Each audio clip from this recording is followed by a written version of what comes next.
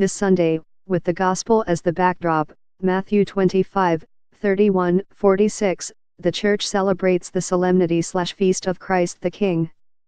With everything said about Jesus in the whole liturgical year, we close with the declaration that Jesus Christ is the King of heaven, of the earth, and of everything below, above, and outside the earth.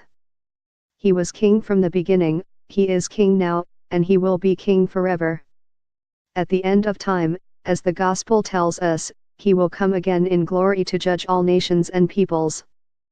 He will separate the sheep from the goats, placing the sheep on his right and the goats on his left. The sheep will be pronounced as those who have fed him when he was hungry, given him drink when he was thirsty, welcomed him as a stranger, clothed him when he was naked, cared for him when he was ill, and visited him when he was in prison.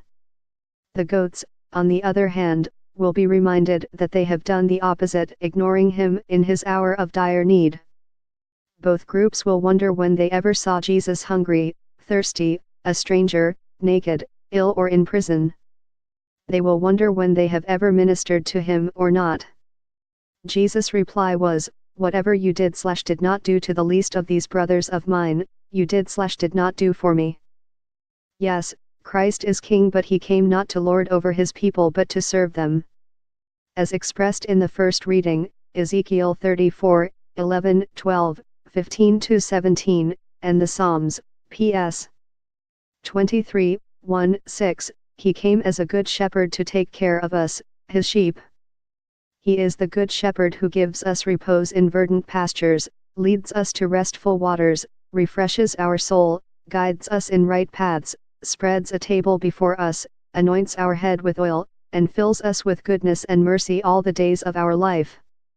In reflection, do we acknowledge Jesus as our Shepherd King? Do we give him our utmost allegiance, obedience, and praise? Does he reign supreme in our hearts and minds? Do we love him more than anyone and anything else in this world?